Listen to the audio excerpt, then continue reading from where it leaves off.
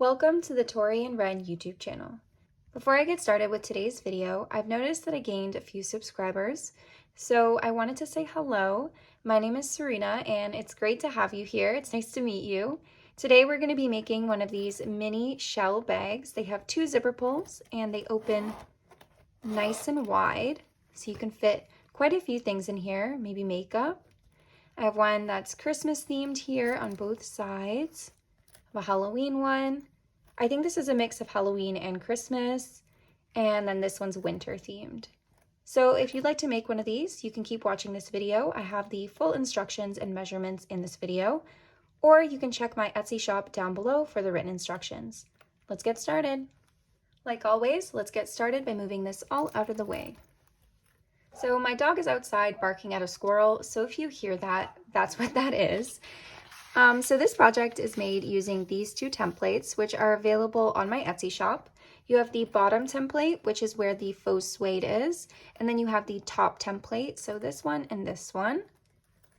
Now in this video, I'm going to show you how to make the bottom template, and I'll provide you with the 8-inch curve to match down below in the description box.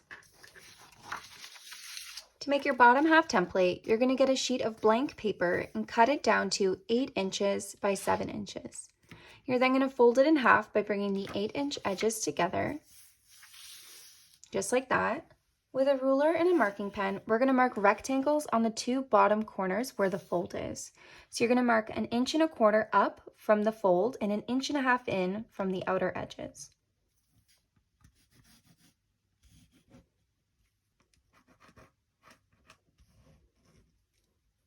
You're then going to cut these two rectangles out. And just like that, you have your bottom template. Now there's no prep work with the curve I've linked down below. The only thing is that when you print it, please print it at actual size or 100% scale. So the bottom straight edge should measure 8 inches. If it doesn't, you may have to reprint it. Moving on to materials, you'll need 2 pieces from the round template of print A.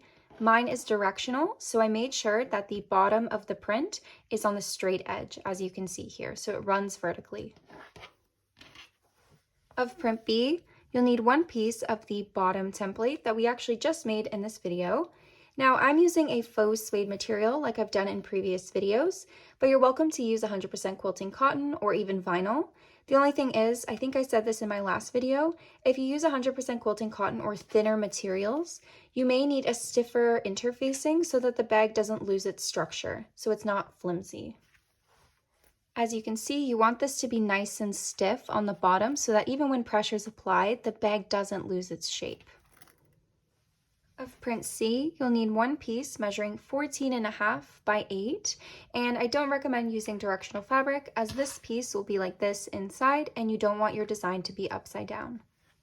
You'll also need 2 pieces measuring 4.25 by 1.5. These will be for the binding inside. Next, from fusible fleece, I'm using Pellon 987F. You'll need 2 pieces cut using the top round and 1 piece from the bottom template. Finally, you'll need a number 3 nylon zipper measuring 17 inches. You also need 2 pulls for the zipper. Mine is a metal look-alike zipper from Sally Tomato and it's sold by the yard. For our first sewing step, we're just going to fuse our corresponding pieces of fusible fleece with our print A top rounds and our print B bottom template. So we're going to fuse the wrong side of the fabric to the glue or bumpy side of our fusible fleece by applying heat with our iron. And with the faux suede, be sure to put a protective layer between the material and your iron so that it doesn't burn or melt because it does have some plastic content. These two you can fuse like normal. I just wanted to quickly share what I use as a protective barrier when I iron the faux suede or similar materials.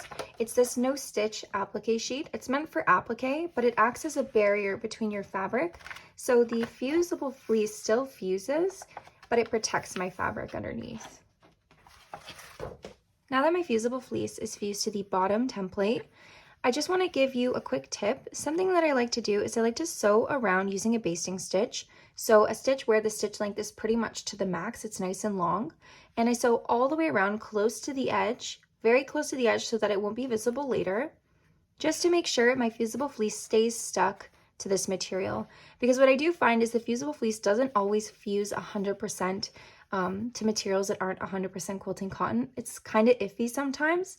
So if you do have that problem, just make sure to sew all the way around.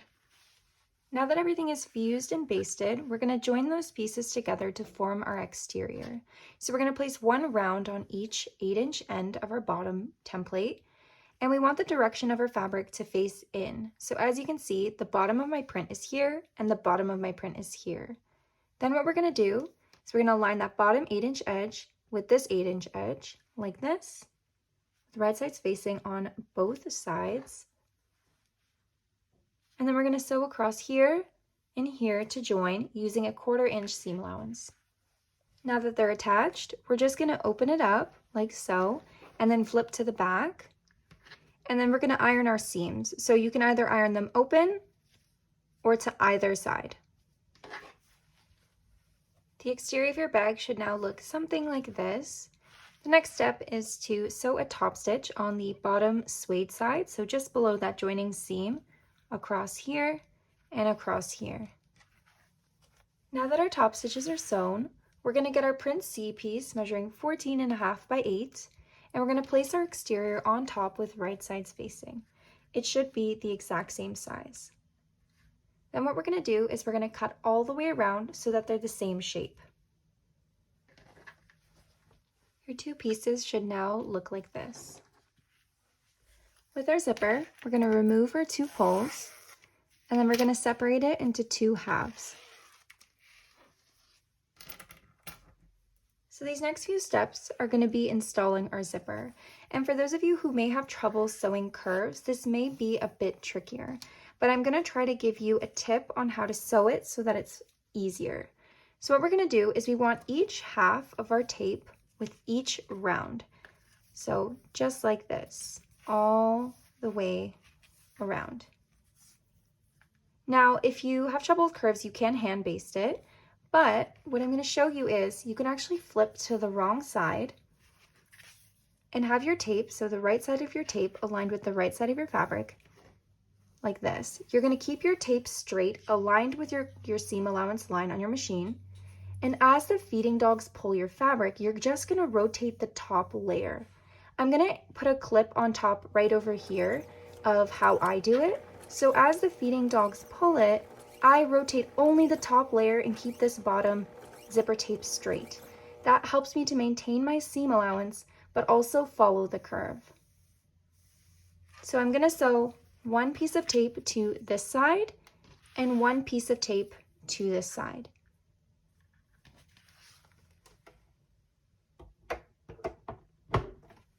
So as you can see here, using that technique, we have that perfectly curved zipper without the hassle of trying to manipulate the straight zipper to fit the curve. So on both sides. Now what we're going to do is, you should have a little bit of extra tape on each end. We're just going to trim that off because we don't need it.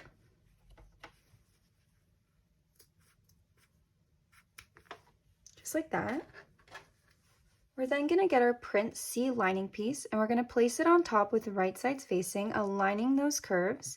We're going to flip to the side of the fusible fleece and we're going to sew it all together, sewing in line with the seam we just sewed. So all the way around and all the way around, making sure that when you sew, your zipper is tucked inside and you don't catch the teeth at all, so it doesn't pucker. Now that your lining is sewn to your exterior and zipper, it should look something like this.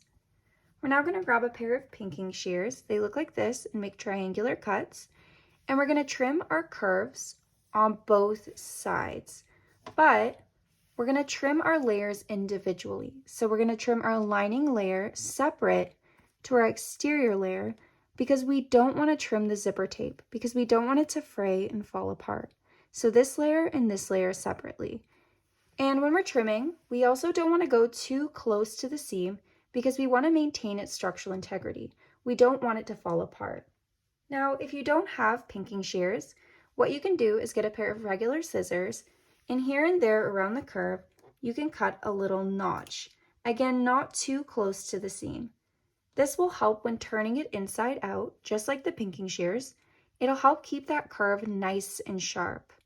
Okay, so we're going to do that all the way around on both sides of the curve. Now that the curves have been trimmed, they should look something like that. And don't worry too much if they're not perfect. It's going to be inside. Now what we're going to do is we're going to turn it inside out. So this is going to be the last time we're going to see these parts of the bag. So make sure all your strings are trimmed and you give it maybe a lint roll. We're going to turn it inside out from the sides in here.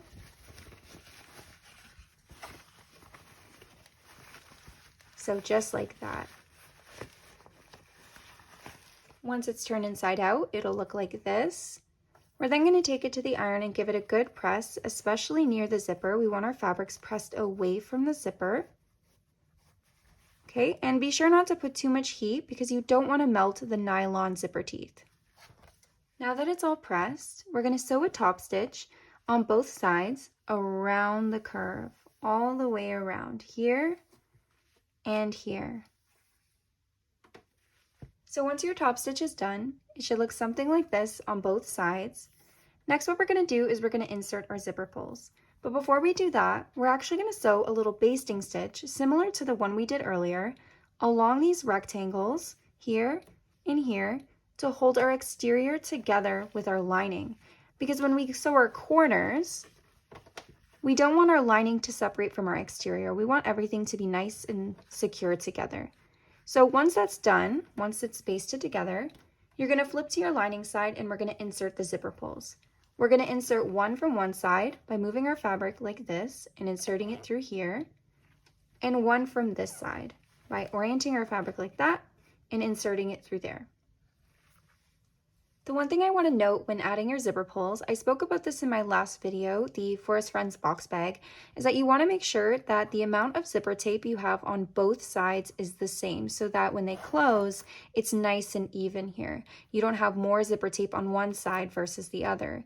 Now, if you do have that, all you have to do is pull one of the pulls out and reinsert it until they're even. So you just have to adjust how much tape on each side goes into the pull at the same time.